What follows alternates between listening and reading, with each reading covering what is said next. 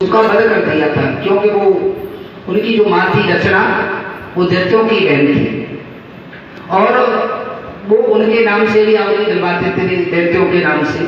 तो इंद्र को अच्छा नहीं लगा और विष्णु की जो पुरोहित थे, गुरु बनाए थे, उनकी हत्या कर दी। तो इंद्र को ब्रह्महत्या लग गई। इंद्र ने ब्रह्महत्या को 4 भागों में बांटा।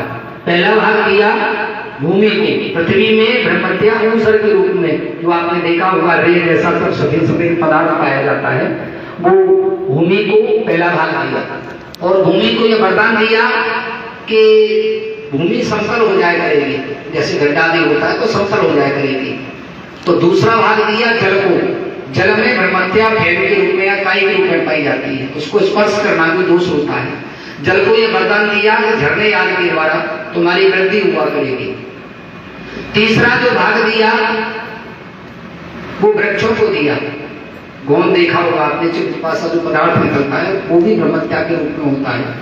और वृक्षों को भी ये वरदान दिया कि आपकी शाखाएं काटने पर नई शाखाएं उगा करेंगी।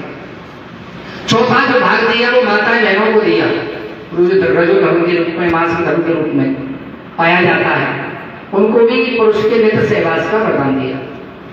इसी ब्रह्महत्या जैसे अगर 3 दिन तक काम धंधों से अलग रहना चाहिए और जो भी कार्य करें उनको, यहाँ तक ये शास्त्र का नियम है, पद्म पुराण में, स्कंद पुराण में कहा गया है कि किसी भी कार्य को करना नहीं चाहिए, यहाँ तक बर्तनों को भी नहीं स्पर्श करना चाहिए, एकांत में रहना चाहिए, वस्त्र भी अलग रहने चाहिए, बर्तन भी अलग रहने चाहिए, शास्त्र का नियम है।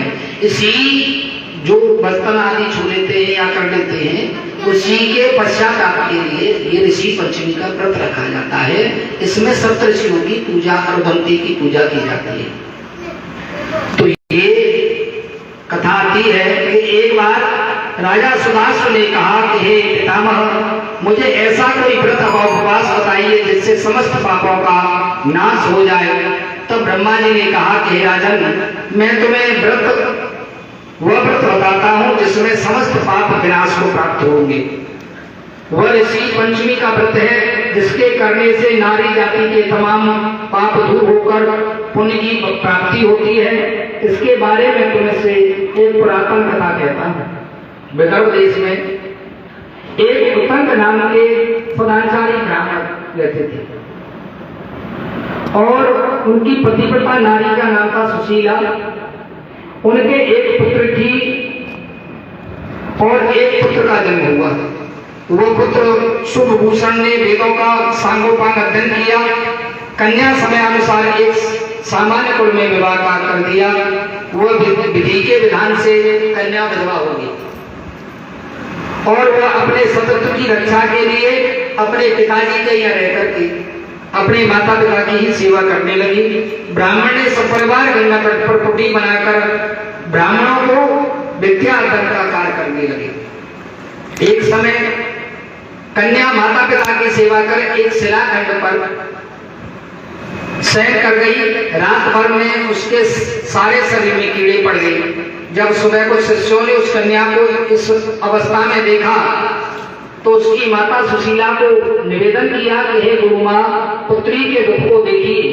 गुरु पत्नी ने जाकर के अपनी पुत्री की ये दशा देखकर नाना प्रकार से बलात्कार करने लगी और अपनी पुत्री को उठाकर ब्राह्मण के पास में ले आई। ब्राह्मण भी पुत्री की दशा देखकर अत्यंत विस्मय को प्राप्त हुए और दुखी हुए। तब ब्राह्मणी ने हाथ जोड़कर ब्राह्मण देवता से पूछा कि हे महाराज, क्या कारण है कि इस पुत्री के सारे शरीर में कीड़े पड़ गए? तब ब्राह्मण ने ध्यान भर के देखा तो पता चला कि यह पुत्री 7 दिनों पहले भी एक ब्राह्मणी थी। तो एक दिन रजस्वला होते हुए भी इसने घर के तमाम बर्तन, भोजन सामग्री छू दी। ऋषि पंचमी का व्रत का भी अनादर से देखा। इसी दोष के कारण इस पुत्री के शरीर में कीड़े पड़ गए हैं, क्योंकि रजस्वला रजो धर्म से जो होने वाली स्त्री है वह प्रथम दिन में चांडालिनी के बराबर, दूसरे में ब्रह्मधात्री के समान, तीसरे में धोबिन के समान 7 दृष्टि से दूषित मानी जाती है। तुम्हारी कन्या के इसी ऋषि पंचमी व्रत के दर्शन अपमान के साथ करके ब्राह्मण कुल में जन्म तो हुआ पर शरीर में कीड़े पड़ गए। तो सुशीला ने कहा कि हे महाराज, ऐसे उत्तम व्रत को आप विधि के साथ वर्णन करने की कृपा करें, जिससे संसार के सारे प्राणी मात्र इस व्रत से लाभ उठा सकें।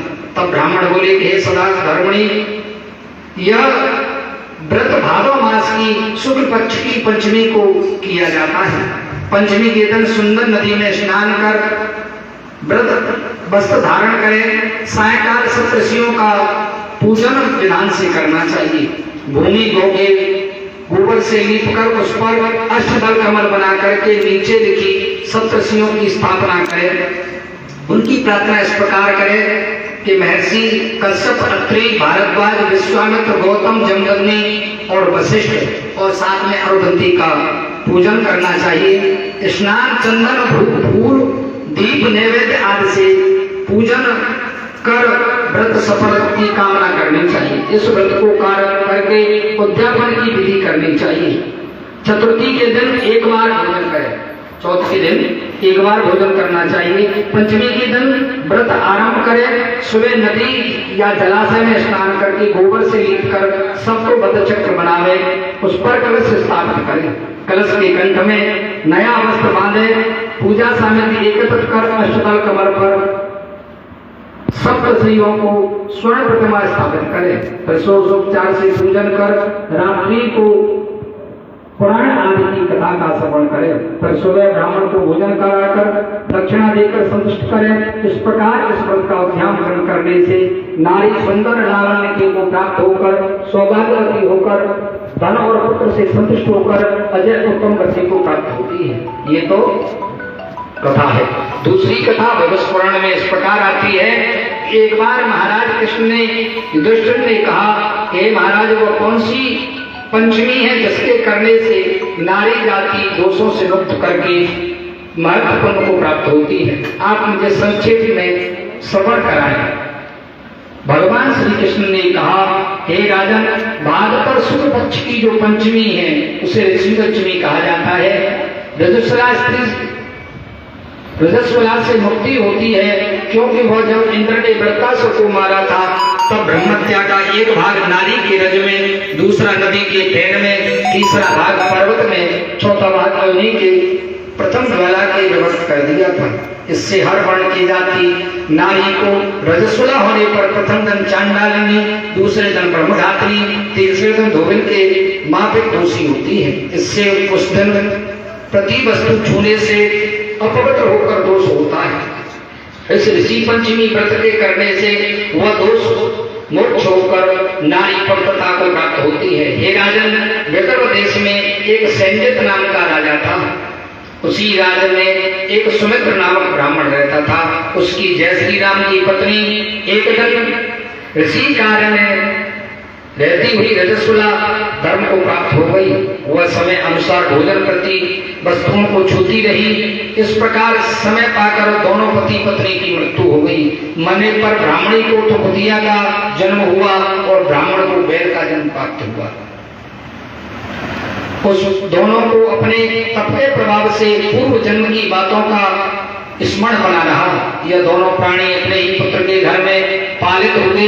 एक दिन पितृपक्ष में ब्राह्मण कुमार ने पिता की श्राद्ध तिथि में विधि के साथ ब्राह्मण भोज रखा और अपनी पत्नी को स्वादिष्ट पकवान बनाने की आज्ञा दी। इधर ब्राह्मण कौतूहल ने विधि पकवान और खीर आदि बनवा कर तैयार की। भाग बसात एक सर्प ने उस खीर को जहर उगल दिया। वह हार ब्राह्मणी जो कुतिया बन गई थी वो देख रही थी कि इस खीर में सर्प ने जहर उगल दिया है। उसने सोचा कि अगर ब्राह्मण या खीर खाएंगे तो मृत्यु को प्राप्त हो जाएंगे, इससे मेरे लड़के को ब्रह्मत्या की भारी पाप लगेगा। इससे खीर को कुतिया ने जानकर झूठा कर दिया। इस पर बहू ने कुतिया को इतना मारा कि उसकी कमर तोड़ दी, खीर फेंक दी, दूसरी खीर बना ली और श्राद्ध कर दंडवत करके पूछा कि हे महाराज, मेरे माता पिता कुतिया वह बैल की योनि में है, वह किस प्रकार इस योनि से छुटकारा पा सकते हैं? इस पर ऋषियों ने बताया कि तुम्हारे माता पिता ने रजोधर्म दोष से कुतिया और बैल का जन्म पाया है। इससे तुम घर जाकर विधि से उत्तम ऋषि पंचमी का व्रत करो और सफलपूर्वक माता पिता को समर्पित। पंचमी को माता पिता को समर्पण किया, जिसके प्रभाव से वह इस पूर्व योनि से छूटकर के सौभाग्य को प्राप्त करती है। इस व्रत को करना नारी जाति का मुख्य कर्तव्य है, इसे सबको करना चाहिए। इससे तन मन आदि के दोष से मुक्त हो जाते हैं। जो फल तीर्थ के करने से दूसरों को व्रत करने आदि से प्राप्त होते हैं, वह फल इस व्रत के अनायास नारी जाति को प्राप्त हो जाता है। दुष्ट इस व्रत का ऐसा महत्व है। बोले सप्तऋषि महाराज की, अरुंधति मैया की, बोले वृंदावन बिहारी लाल श्री कृष्ण गोविंद रे मोरा, हे नाथ नारायण वासुदेव, श्री कृष्ण गोविंद रे मुरारी, हे नाथ नारायण वासुदेव।